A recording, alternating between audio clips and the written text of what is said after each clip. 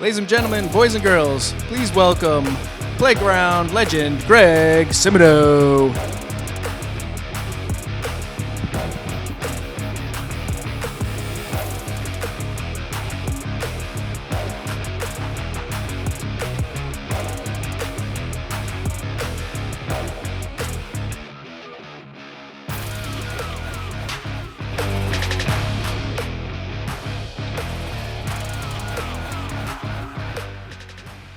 I don't know how to swim.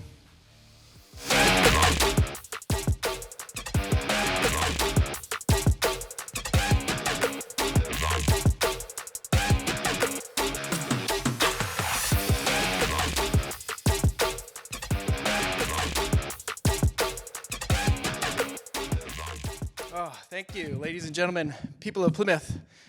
Welcome to the Greg Simoneau Show. I'd like to give a shout out right off the top here to my mom, my dad, Scotty B, and of course Jen. Whew. So I also like to say this is episode 7, and thanks to the PAC TV staff and PAC TV for having me and allowing me to do this. It's a real pleasure for me. 7 episodes, thank you. Whew. So this week, I made it onto the PAC TV Instagram. Did you see that, Dustin? Yeah, it was on the Instagram, on the gram, as the kids call it. Let's see if I can fire it up. You know, I screenshot it to save it, because I don't know how the internet is in here. Here we go. I don't know if we can get this. Just a blank screen. All right. Oh, there's already had a new post since mine, so here we are, here. And it says, there we go. It says, it's great to have Greg Simoneau back in PAC TV's Studio A. If you haven't watched his show, The Greg Simoneau Show, you can watch it on the community channel, Comcast 13 and Verizon 43, on Sundays, Mondays, and Fridays at 10 p.m. and blah, blah, blah. And then this is the first shot. This is the second shot. Yay! It's kind of like what you just saw here. Right? So you can either see it on Instagram or, you know, on the local channel right now. And then here's the third shot. It is amazing. You know? Can we get that shot in here? Dustin, maybe? It's probably not good for the... All right. Oh, there it goes. Oh, there it goes. Here we go. Censored. Dustin, you're tricky. And then the last photo I wanted to show you guys is another one here. Perfect. And then up here, here's the comments. OMG, third pick is amazing. And that was me. I commented on it. And and Carol wrote, that is Instagram for you, LOL. And I showed Jen this, and she's like, that's not Instagram. That's not Instagram's fault. So we'll look into that. Wanted to let you guys know that I got my start here at PAC TV. Yeah, scrubbing toilets I was. Way back in the day. And one day they had Johnny Carson here, and he came in and he saw me scrubbing toilets, and he said, that's weird, wild stuff. Oh no, a Johnny Carson impression? Or in this day and age? When this plays in the senior center, there's going to be one guy in the back going, to get the reference. Then he croaks. Too soon? Too soon? It just played. Sorry. I had an idea for sort of a self-help kit that you can get. You've heard of Babbel, the app that helps you learn a foreign language? Well, now, let me introduce you to Blabbel, the app that helps you talk in one uninterrupted, continuous flow. You could have maybe your own public access show if you learn this skill. Have you ever met someone who just won't shut up?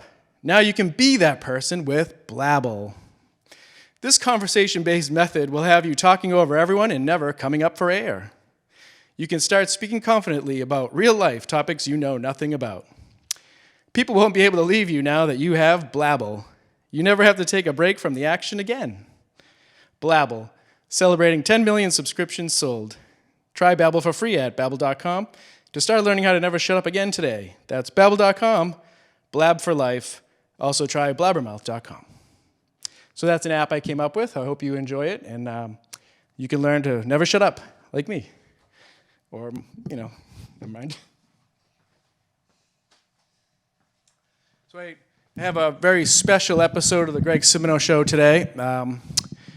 We're going to break from the action right now, and we're going to take you to the Greg Simoneau Street Hockey Hall of Fame Induction 2022. Yeah. Ladies and gentlemen, thank you for joining us here today at the Greg Simoneau Show Street Hockey Hall of Fame Induction. Our first inductee played a lot of street hockey in Plymouth, wrecked a lot of tennis courts, holds many of the records at the Dirt Hole in Wareham, and that place in Hingham that plays street hockey, where they have a bar up top and guys get kind of loud and a little handsy. You might have noticed him on the stats. Sometimes they post stats in those leagues. He was always at the high up or near the top of goals against average, and many winning categories for goalies like saves, and if they kept track of that sort of stuff. So please give a round of applause to our first inductee, OG Simoneau, into the Greg Simoneau Show Hockey Hall of Fame. Woo!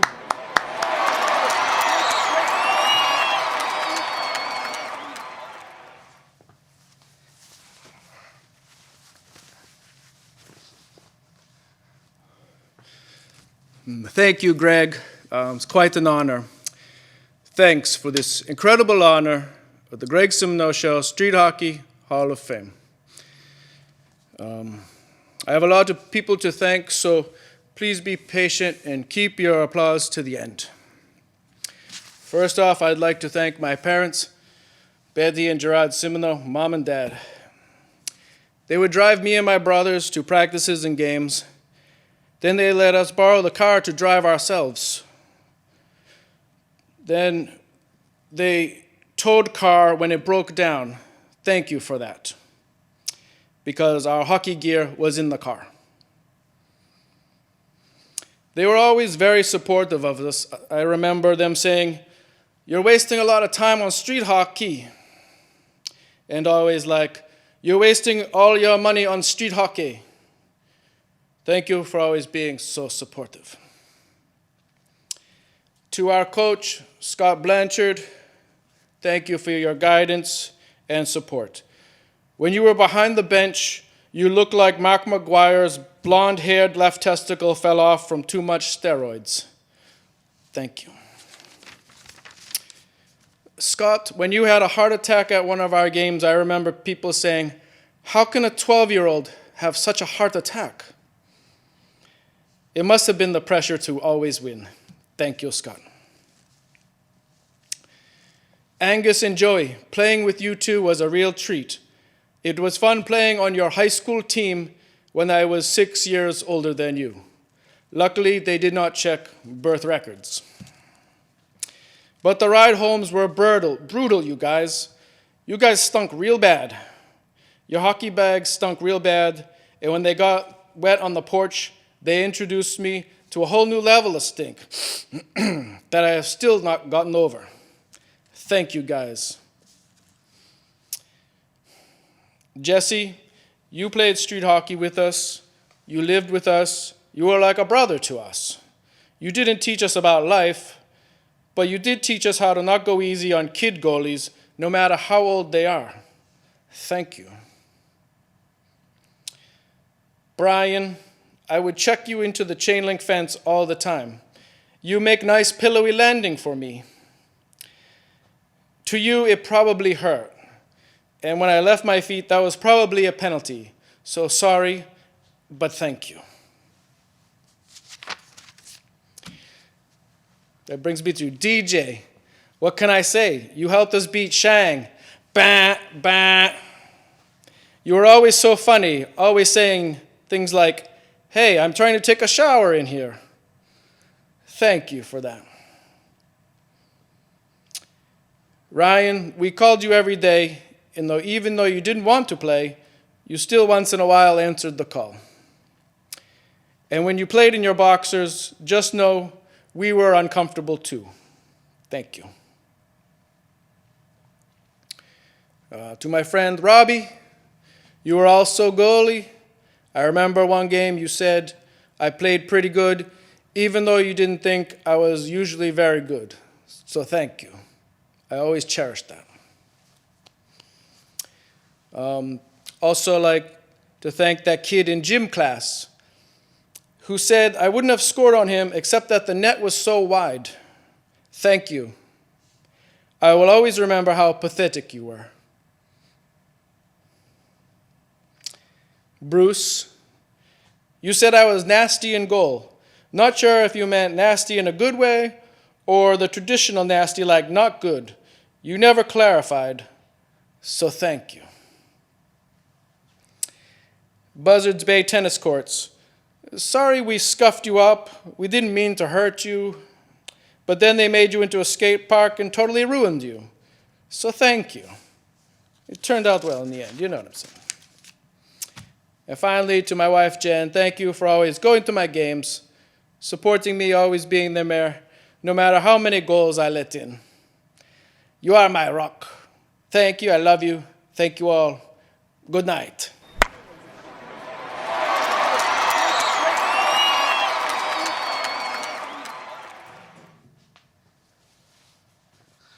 Thank you, OG Simoneau. Thank you, Greg. Just like to say, after further review, the Greg Simoneau Show has now decided that none of tonight's recipients should have made it or will make it into the Street Hockey Hall of Fame. Sorry about that, everyone. Thank you, and good night. This is Mark's auto. So he tells my mom, "Ma, my car needs a sticker. Will you get me a sticker, Ma?" She says, "You're a big boy now, get your own sticker." And I was like, "Ma, come on, my car's a junk box, it won't pass, it needs a sticker." She says, "Go to Mark's, he'll give you a sticker, I go there, he's good." I say, "Ma, of course he's good to you, you're nice. I'm just some punk kid looking for a sticker on my junk box of a car." She says, "Mark knows her, he's right down the street, 10 minutes away, he has the stickers, bring your money, drive your car, go there today."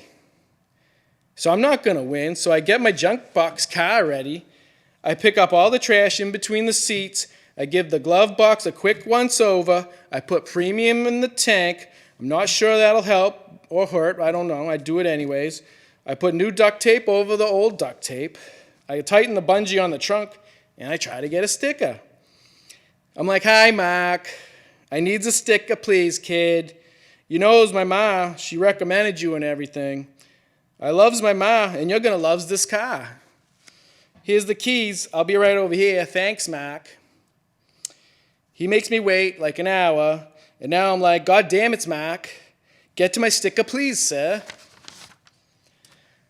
"I've already read all your dirty magazines. I put quarters in your M&M's machine, and I counted the stains on your ceiling already. When are you getting to my car?"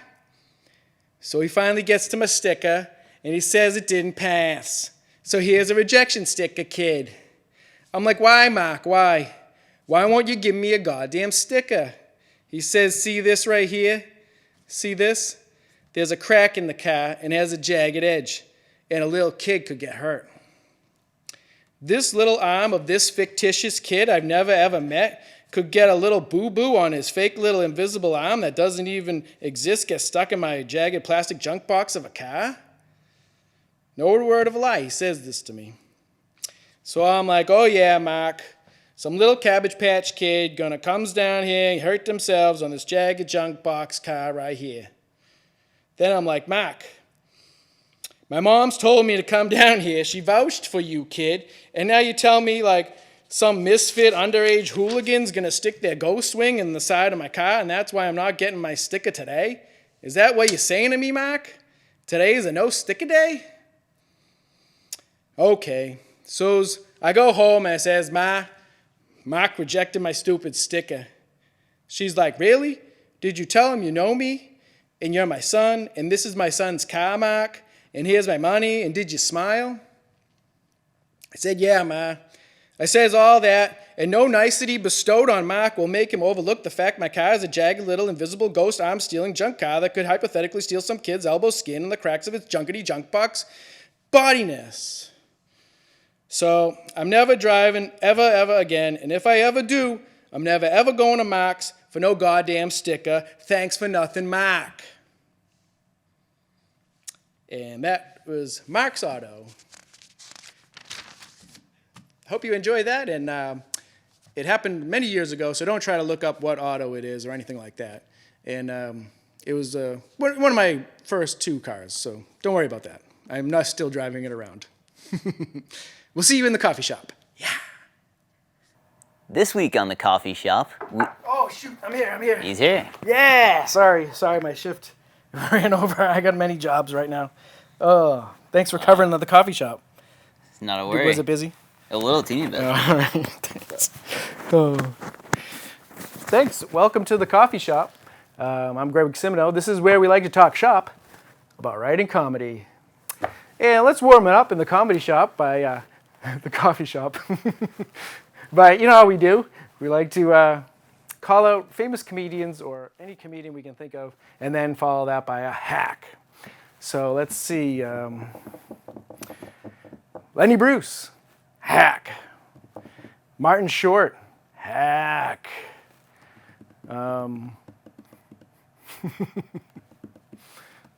Kevin Hart, hack. Fluffy Gonzalez, hack. We'll just say Fluffy. I'm not really sure if that's what he goes by. Yeah, I think that sufficiently warms it up. All right. Today I wanted to talk about the successful stand-up comedy book. I brought this up last week, and it's by Gene Perrott. And in this chapter, he wants to let us know to be original. And, you know, I try to be original, but there's many things that go into that. It's also, he also talks about your appearance too. Like there's many Elvis Presley impersonators, so if you want to come out in the same garb as Elvis would and singing the same songs, that probably means you're probably not going to get a recording contract. You know what I mean? And there's no any way anyone will take you seriously if you're copying someone else's act. So try to be original. And there's many areas and subjects you can talk about in your comedy. Just picture this is from the book too, he says, picture a circle, okay? Now everything in that circle has already been written. Everything outside the circle is what hasn't been written yet. So there's many opportunities. And he also gives you some tips and pointers of how to write and what subjects you might want to go for. Everyone's doing airplane stuff and food stuff. But one of the tips is think about your day hour by hour. What chores or what things do you do? What hobbies do you have? And maybe write about the stuff you know. And that's a little hint, little tip there for your comedy writing. He also says, if you're going to be original and you're going to pick a costume item that you might want, you're going to be stuck with it once you pick it. So don't pick, big gorilla, feet and a suit, because then those gorilla slippers, furry slippers, you're going to have to wear them every time on stage. And then he says, what if you got so successful that you had to meet the Queen of England? Rest in peace, Queen. Psst. Rest in peace, Queen. What if you met her? Then you'd have to stick to your gorilla feet, and that would not be ideal. So try to be original and pick something that helps you stand out from the crowd. So another part in the book he says is like, oh, we're going to go see, so-and-so and so-and-so tonight. And they're like, oh, you've heard them before. They do this bit or that bit. But they don't have that thing that sticks out to them. You know what I mean? Like, it could be anything. So you want to try to find something that makes you original and sets you apart from the other comedians. Another thing I wanted to show you, I picked up this week at a record store. And it's always good to find comedy albums and listen to other people's comedy records and whatnot. And Dustin, do we have a record player? Can you wheel that out? Wanted to listen to a little. Can I play a little bit of this? Do you not have the record player I brought in? Okay. So if we did listen to this, it would be It's from 1983, so it's very old. I did listen to it already. It's Joan Rivers. I think it was taped at a few different locations. Some of the things Joan talks about, I'll read you some of the stuff off the back.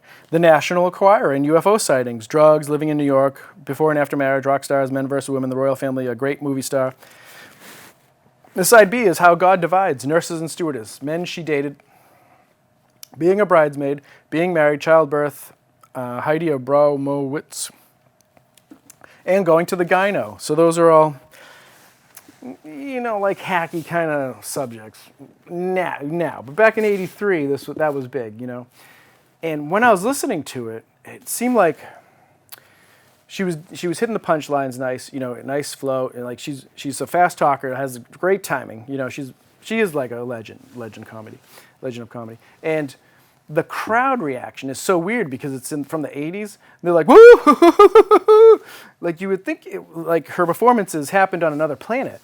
So it's a very surreal experience when you dive into the vinyl of Joan Rivers' comedy career.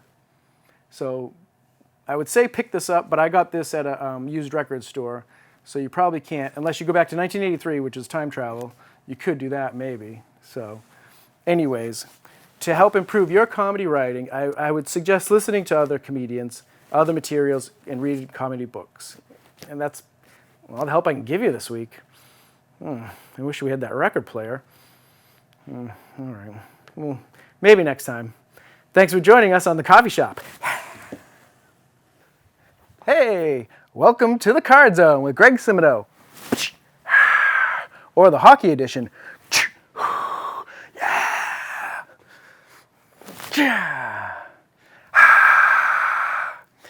Today on the Card Zone, I didn't bring any cards, but I wanted to show you something that's pretty interesting. Sometimes when you go into a card store, they might have like a little memorabilia, like movie memorabilia and what have you, right?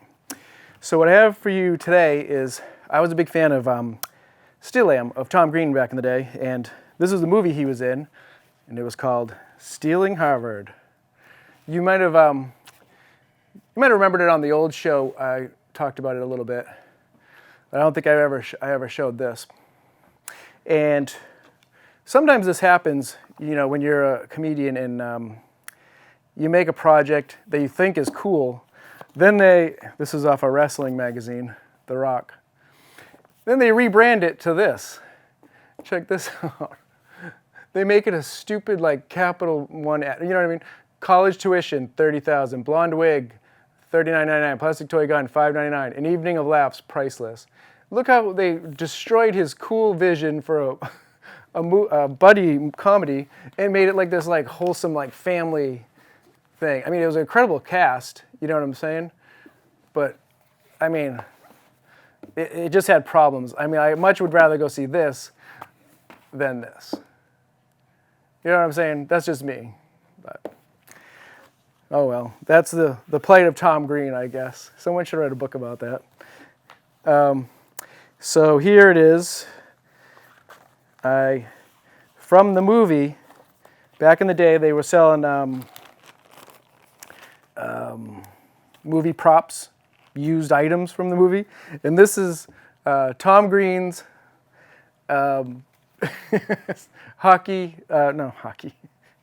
ski mask from the show. And there is a couple scenes where he's in it, and this is how it was sent to me. So this is very, this is not really how you keep movie memorabilia, but such is the way this happened. And here it is. Oh, that's right. His character's name was Duff. Duff's ski mask, department store try-on. Oh, that was that scene. And here's the face right there. Maybe I shouldn't put my hands in it because this was worn by Tom Green. Is that a big deal? I don't know. Could you find Tom Green living on a street corner now and take this off him now? Probably. Maybe. I don't know how Tom Green's doing these days. I did see him in Boston at the Wilbur, and he tried to do stand-up comedy for an hour.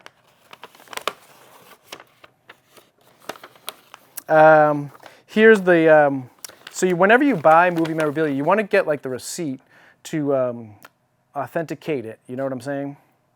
And here it is. This is a, you know, some kind of packing list. And I won the eBay bid. I won it for $83. And this was in 2002. So you know that with inflation and how movie memorabilia is crazy, right? $83 probably, you know, was the highest bid, of course, right? But now I'm probably looking to get, you know, $5 or $10 million for this. So that's, you know, maybe not realistic, but if I have it graded, I mean, I think there's a couple of Tom Green's hairs still on it. Not sure. I'll have to have those graded as well. And also in this, I got the, when a movie used to come out and they used to do like a little promo thing, and you could buy it and you would get like a little copy of, not like the script, but like the story, you know what I'm saying? Like and then a little press kit photography CD, and it's a CD with these pictures on it, I guess. I guess I own these pictures now, right? Does that give you the rights to these? And just look at the cast in that. You know, this was a pretty decent movie, but nobody has ever heard of. So it makes for a good card zone show, because this is almost like a card. You know what I'm saying? And after I, what else is this in here? This is the cast. You know what I mean? For like a player like me, like I don't really get scripts and stuff. So this is a big deal to just the, you know, I would just maybe like put myself in the same category as a casual fan. You know what I mean? So this is a big deal to, if you're like me, you know. This lists the whole cast. Just listen to these names: Jason Lee, you know, who we love, right? Leslie Mann, Megan Mullally, Dennis Farina, Tammy Blanchard, Richard Jenkins, Chris Penn, rest in peace. John McGinley. It's a huge. Nick Offerman was an electrician in this. Channing Chase. I don't know if any relation to Chevy Chase. And then there's the crew, you know, the swing gang. We have a swing gang here at PAC TV. Same kind of thing, very high tech. You might not know what a swing gang is, but neither do I. But on-set dresser was Todd Morris, the script supervisor, Judy Townsend. You know, all your most famous Hollywood bigwigs put their stamp on this movie, and I'm surprised it hasn't really taken off in the 20 years since it came out.